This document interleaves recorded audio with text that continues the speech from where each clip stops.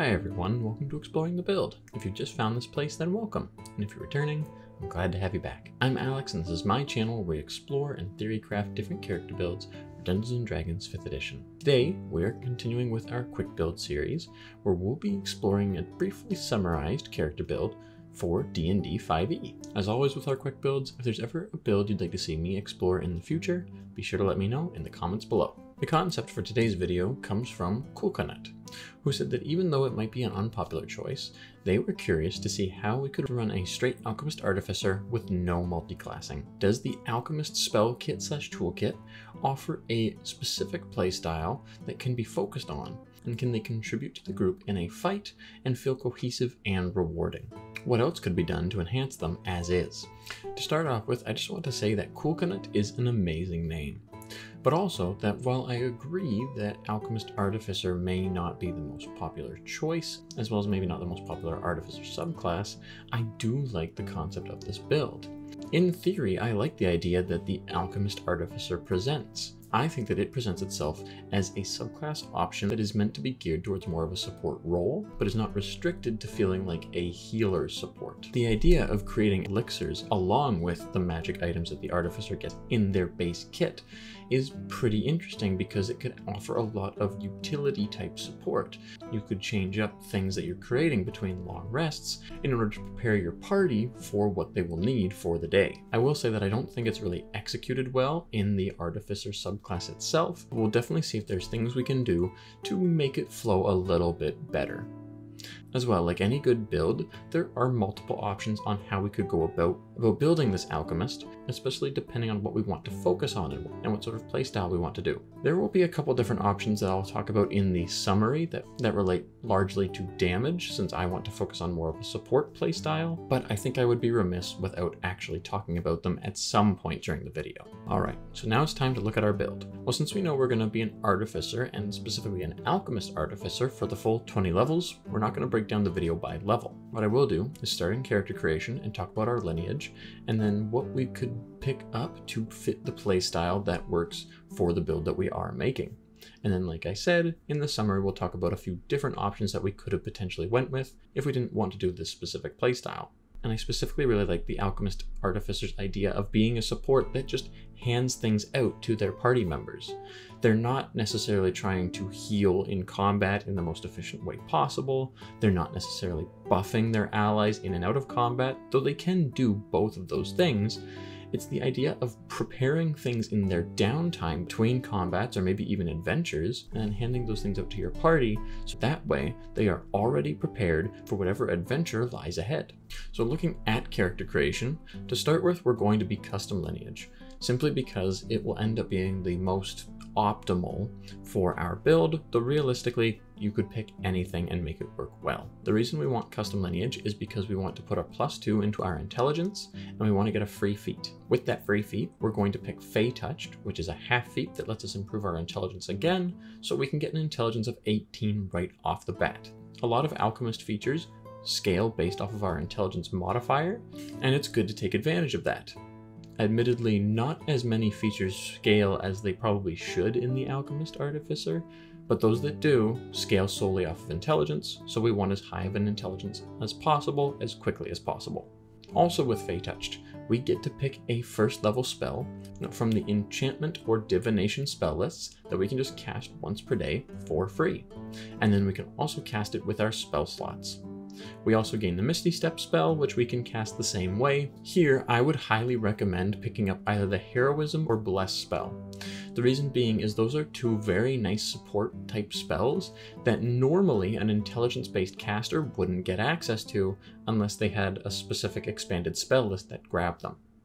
Heroism is a really nice defensive support spell that can provide temporary hit points at the start of every turn when you cast it on a creature, and those temporary hit points would be equal to our intelligence modifier, which is really nice because that means that we would just be gaining 4, eventually 5 temporary hit points at the start of our turn every single turn, acting as some really nice damage reduction. We don't even have to cast it on ourselves, we could cast it on an ally. That way at the start of each of its turns, they would gain extra temporary hit points. You throw that on a barbarian, making them immune to the frightened condition and giving them temporary hit points that come back every single turn. That's going to be really awesome since it pairs so well with resistance. On the other hand, Bless is a really nice classic buff spell that can improve your entire party's both offensive and defensive abilities. It gives you a bonus to both attack rolls and saving throws, which is just awesome. For a full minute, anyone who has the Bless effect on them can roll a d4 and add that d4 to both their attack roll and their saving throw. This is a really nice support spell that if we pick Bless instead of Heroism, we're probably going to specialize into the type of experimental elixirs we end up making later on in the build. But if we choose Heroism instead of Bless, then that can leave us with a little bit of versatility, but Heroism still provides a really nice defensive bonus. It's time to talk about the actual playstyle we want to bring to the table with the Alchemist Artificer though, and that is a prep support. We want to be able to hand out a bunch of different things to our party members to help better prepare them for the adventure ahead. We're basically going to be the person behind the scenes that's just making all of their experiences that much better to really let them shine as the stars of the show. Well, we'll kind of be the unwritten star of the show. Right away, we know that the Artificer from their main class kit gains the Infusion ability. We can just make magic items that we want. We are going to want to keep at least one of our infusions to become a homunculus servant, and I'll talk about why later, but every other infusion that we ever get can just be dedicated to giving our party members items that they would really like. Maybe you have a thrown weapon fighter who would really benefit from a returning weapon. Pick your party's favorite type of magic items that they would like from the list of the infusions that'll really help them shine in either combat or even out of combat. Then, going to look at the Alchemist Artificer, let's look at what they actually get to be able to hand out to their parties, and that is their core ability of Experimental Elixir. Experimental Elixir says that at the end of a long rest, we can produce an Experimental Elixir. We have to roll on the table randomly to determine what this free elixir's effect is, but then later on we can choose to expend an action and a spell slot to create an elixir where we actually choose the effect. That's why I kind of say that there's one we get for free and others that we actually have to pay for, because we're using spell slots to choose what sort of elixirs we want to create, but we're getting one for free at the end of every long rest. It's just random as to what they do. Right away, I do want to point out the flaws with this feature. The flaws are that number one, we don't get to choose the free elixir type that we want. It's completely random as to what we get, but that's not terrible when you compare it to the other flaws, and that is the scaling of the feature. First of all, there's only 6 effects. Right at level 3, when we unlock the feature, there's 6 possible elixirs to choose from, and there will only ever be 6. We don't gain any additional features based on our level. Also, the effects that the elixirs have don't scale with our level. They will do the exact same thing right now at level 3 as they will at level 20. And they don't even scale with the level of spell slot that we expend. If we're using a 1st level or a 3rd level spell slot to create an elixir, it's going to do the exact same thing. That just means to me that we're only ever using our 1st level spell slots to create these elixirs, which admittedly we will want to do. Some of the elixir abilities actually are pretty cool. Are they worth anything more than a 1st level spell slot? Probably not. And whether or not they're actually worth a 1st level spell slot is probably up to you, really. But an example of some interesting abilities we could do, if we took Bless as our free spell from having the Fey Touched Feet, we could have the Bless spell and cast it on our allies, and then if we had given each one of them the Boldness Elixir, the Boldness Elixir allows the drinker to roll a d4 and add that number rolled to every attack and saving throw they make for the next minute. That sounds pretty familiar, because it's literally the Bless spell, just on a smaller scale. Now all of a sudden your party members could be rolling 2d4 to add to every attack roll and saving throw that they make. A character with Great Weapon Master or Sharpshooter is going to love this combo, because the average on 2d4 is 5, which just negates the penalty of those 2 feats. That'll really let them shine in combat for dealing damage. But it's also specific to if we picked the Bless spell. We can always make the Boldness Elixir, but it won't have that nice combination if we don't pick the Bless spell from Fey Touched. If we picked Heroism, for example, we'd probably be more free to choose what elixirs we want, which the other effects are pretty interesting too. There's the healing effect, which lets the drinker roll 2d4 and regain hit points equal to the roll plus our intelligence modifier. So that's slightly better than a regular minor healing potion in 5e. So it's kind of a meh ability, but technically better than a minor healing potion, so that's cool. There's the potion of swiftness and flight, which are both pretty interesting. Swiftness increases a creature's walking speed by 10 feet for 1 hour, whereas flight gives them a flying speed of 10 feet for 10 minutes. Both of those give some interesting mobility bonuses that could prove pretty helpful in specific circumstances. Of course, the resilience elixir, which just increases a creature's AC by 1 for 10 minutes. Again, this elixir could stack with any concentration spell or ability that already raises their AC. Final elixir ability is transformation. This gives the drinker the effect of the alter self spell, and it lasts for 10 minutes. That's really useful for more social type encounters and adventures, not necessarily for combat, but could have some interesting applications that can really help your party. And once again, no concentration required. One thing I will mention that is a bit of an improvement to these elixirs is that at level 9, we gain the Restorative Reagents feature. This feature allows a creature, when they drink our experimental elixirs, to gain 2d6 temporary hit points, plus our intelligence modifier in temporary hit points as well. It all stacks together. Pretty nice as a little defensive buff for our experimental elixirs as a whole, but honestly is going to pair really well depending on the party that you have. You let a barbarian or someone who has resistance drink those potions, and those temporary hit points are going to be effectively doubled thanks to the resistance that they have. Or you give it to a squishier character who doesn't have that many hit points, and it could dramatically increase the actual hit point pool that they now have access to. This could be really nice, again, when paired with a nice specific effect that you choose to be able to give to your party members. But how do we give them to the party members? Because normally these elixirs take an action to be able to drink, which isn't really going to fly in the middle of combat, unless we had a flying heal drone to be able to do that. The one infusion I said that we probably want to save is for the Homunculus Servant, because the Homunculus Servant is a creature that has a flying speed, which in itself is pretty nice, but it also says that we can use a bonus action to command our Homunculus Servant to take some action either in its stat block or another action that we determine. The experimental elixirs are also an action to drink or to force feed to another character. Technically, the rules say that it's an action to administer the potion to an incapacitated creature, but I think it's fair to argue that if you can use an action to give it to an incapacitated creature, you could use an action to give it to a conscious creature as well.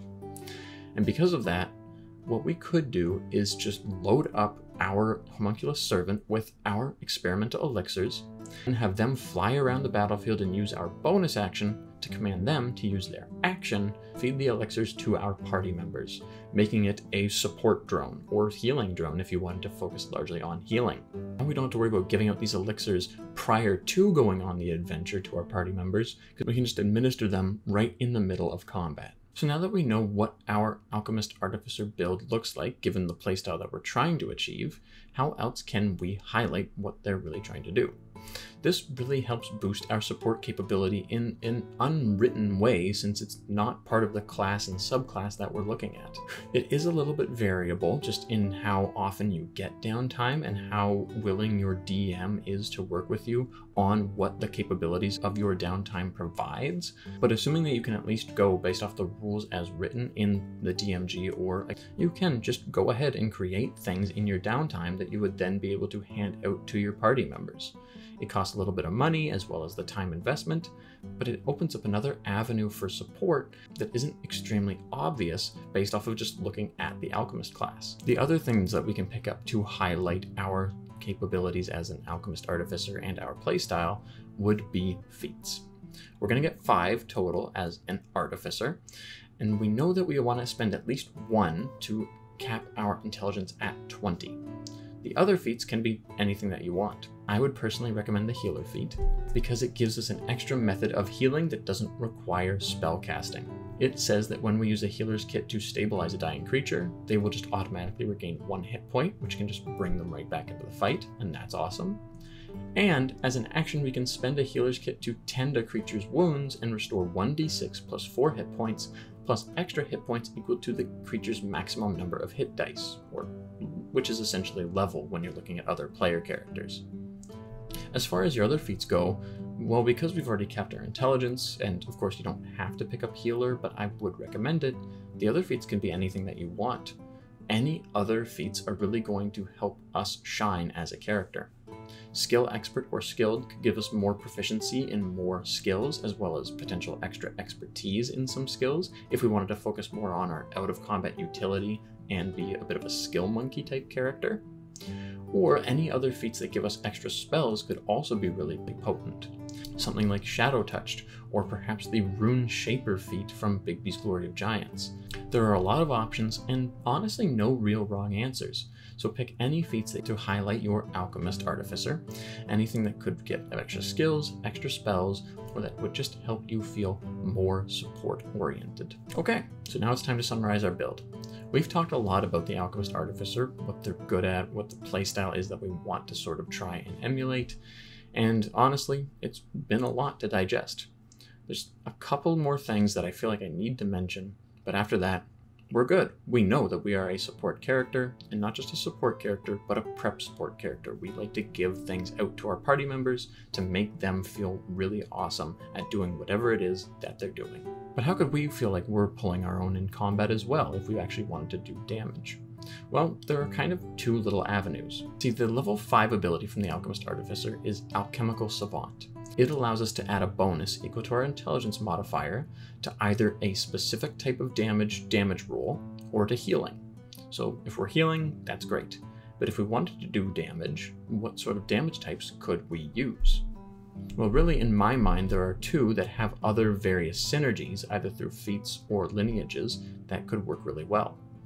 The issue is, both of the damage types are heavily resisted or have enemies that are flat out immune to them, and that is poison and fire. If we wanted to focus more on damage, we could make a poison build.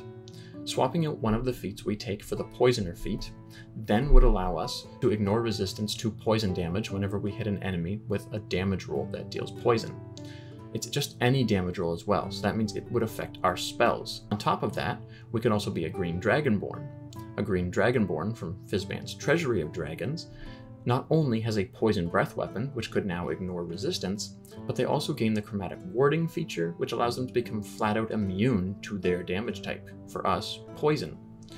If your DM's throwing a lot of poison at you, this all of a sudden becomes a really, really good option just being a dragonborn, and it doesn't hurt to pick up the poisoner feat to get a little bit more poison synergy on our side too.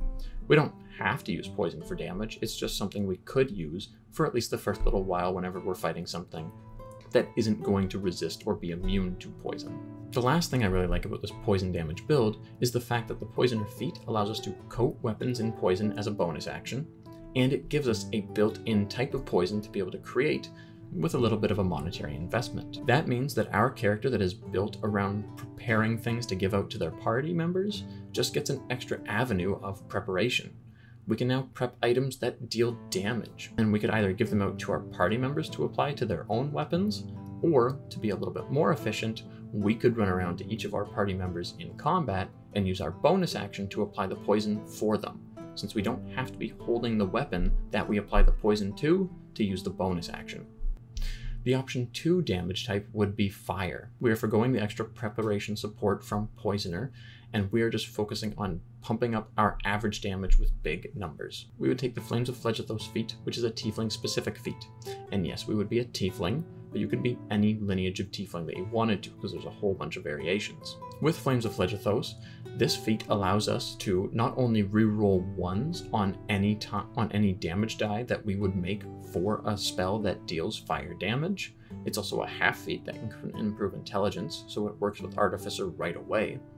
And anytime we cast a spell that deals fire damage, we can wreathe ourselves in flame, getting a little bit of a retaliate effect anytime a creature tries to melee attack us. They're just automatically going to take 1d4 points of fire damage right back when they hit us. Now all of a sudden, our firebolt spell, instead of just being 2d10 at level 5, it's 2d10 plus our intelligence modifier, plus we can re-roll ones if we do roll a 1.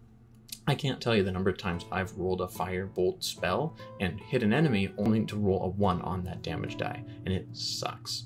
being able to re-roll the 1 as well as gain a bonus to the damage equal to our intelligence modifier can make you feel like you're actually pulling more of your weight in combat if that is something that's a concern to you.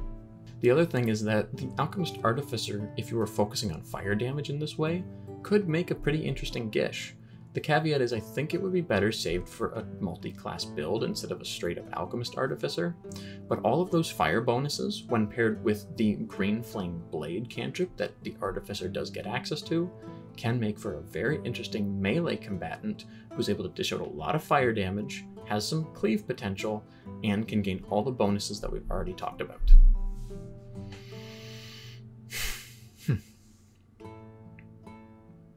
Either of those two avenues could certainly work pretty well, can make for a pretty interesting damage alchemist, especially at early levels, which I think is also when the alchemist shines the brightest, since their scaling with their experimental elixirs and other features just isn't really there. Let me know what you thought of the build or what you might do or change to make the alchemist shine a little bit brighter, as well as what you like or dislike about class in general. I know I'm personally disappointed in their elixir features as a whole, but perhaps there's other features that can make up for that I didn't really touch on. Thank you so much for coming on the journey with me, and I hope to see you in the next one.